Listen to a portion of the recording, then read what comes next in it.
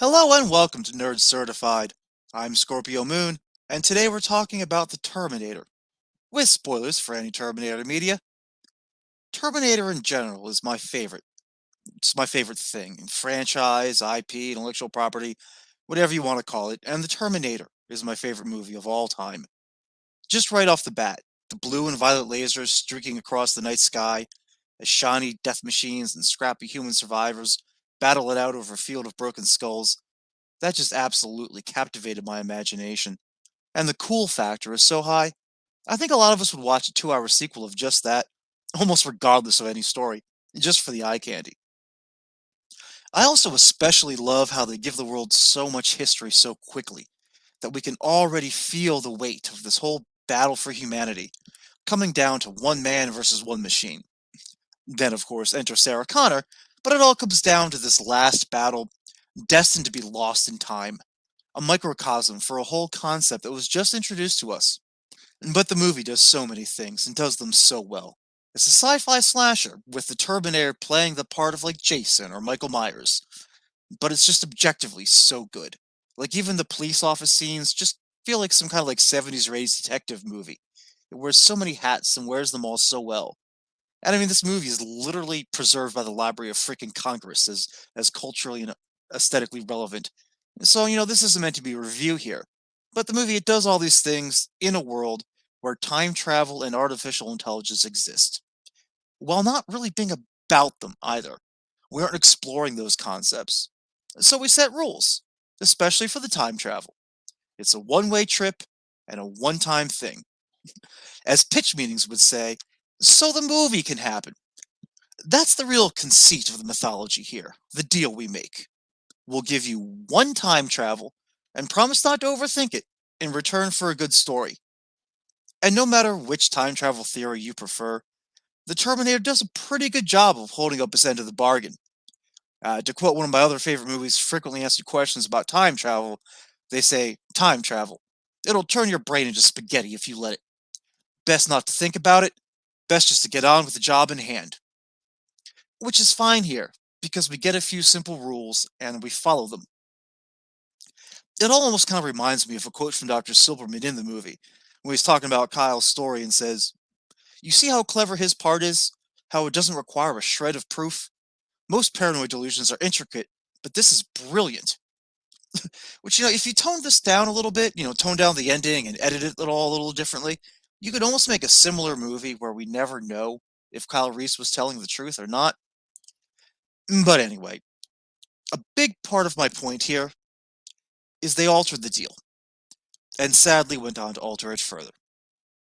As soon as you make even one sequel, it all starts to fall apart, and opens up a lot more to start asking a lot of real brain-squeezing questions about time travel and Skynet and the plot here.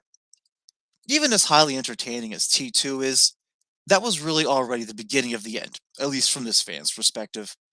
And I don't even know how worth it was. T2, for me, all it did was kind of really suffered from bigger, badder equals better syndrome, where they took the original and ran it back again, but with more budget to squeeze some sales out of it.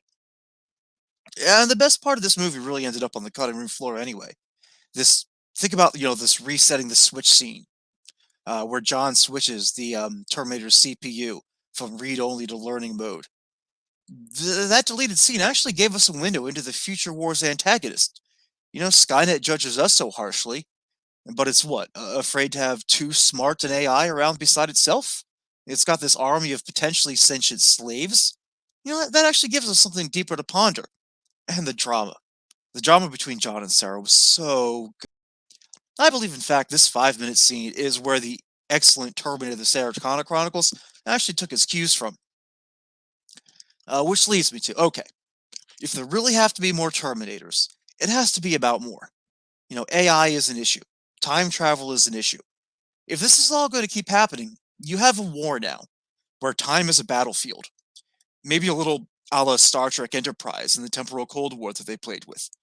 You have to open up that sandbox and let the franchise morph into something more. Because look at like T3. T3 was basically another 2 hour chase scene. But they tried a bit. I give that movie a lot of flack for coming off more like an SNL skit making fun of Terminator. But the idea that the war continues, and now we're targeting John Connor's generals or lieutenants and such, that's interesting, and spanning it a bit at least. A war where different points in time, not just locations, are your battlefields. The same with the idea of an anti-Terminator Terminator. It was a silly sounding line delivery, but it shows escalation. In a lot of ways, this movie has really taken us away from the beginning concept, too.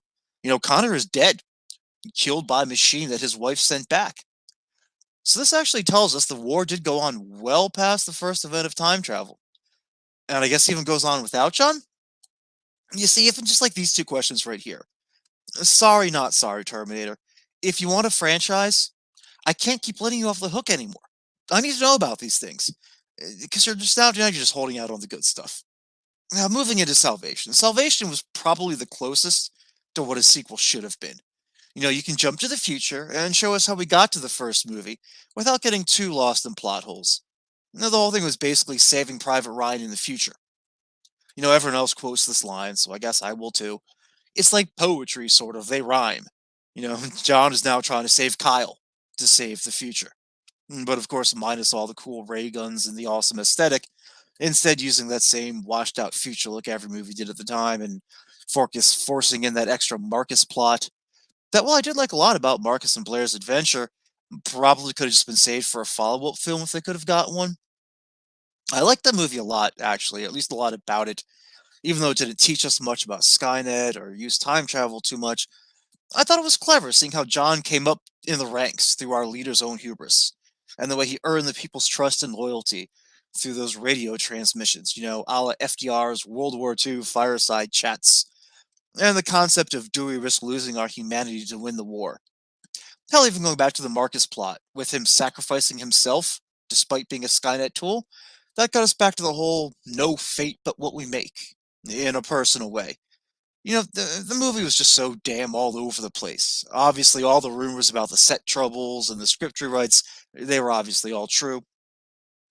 And the lack of fear from any of the villains really kind of made it suck too. It really took you out of the movie when Terminators were just tossing you around and clearly not trying to kill you, and watching conventional weapons against them wasn't any fun and made no sense. And that's one thing Genesis at least got right. You know, how they lure the T-1000 into the acid trap was at least practical and realistic in this world, as far as how do you actually kill these things. And another great idea, one that was surely ripped from the Sarah Connor Chronicles as they did this first, was using an M82 anti-material rifle. We had to have had something before we reverse engineered or otherwise got our hands on plasma rifles. So as long as we have to think about these things now, it was fun to think about how this war might have actually been survivable. I mean, Genesis had plenty of its own issues, but at least they took a shot. They went full frontal, bug fucking crazy with the time travel. And I think a lot of the other failures in the franchise are way more offensive to the original than just like revisiting an old scene. Something like that should happen in a time travel war movie. I don't think it invalidates the original to do so. Those events still had to happen to get us here. I like to look at time travel as like a track. And when you travel through time and make changes, you're laying new track over top of the old, not erasing it. And this is where alternate universes and timelines comes in. When you travel through time, you might be coming from or end up on a different track. So not really a different dimension per se, not potentially limitless universes with different events, just streams of times where things may or may not have changed yet. And that's also something that Terminator the Sarah Connor Chronicles played with as well. I do honestly believe that Terminator the Sarah Connor Chronicles is the greatest expression of the franchise since the original movie. It really, again, took its cues from that T2 deleted scene, which I definitely recommend. If you haven't seen it, you watch. Everything about the friction between John's leadership and other humans, people's mistrust of his reliance on Skynet technology, and exploring the nature of Skynet itself. It really took the ball and ran with it. The show was accused of being a little Terminator of the Weekish at points, but it showed in a variety of ways some of the missions machines or humans might be on as they travel through time, as that's a battlefield now, and took a deep dive into giving us more AI characters and the complex world they come from. It started to blur the line between machine and man, and showed how as we become more like them and they become more like us, all ironically in our efforts to destroy each other. It was really smart, intelligent, and thoughtful science fiction in a way that I hadn't seen in a while, especially from this franchise. But hey, despite playing by all my rules for what should happen, if anything, after the original, it was canceled over ratings anyway, so. And there isn't much worth saying about Dark Fate. We all saw that for what it was. Soft reboot is about the most diplomatic thing you can say.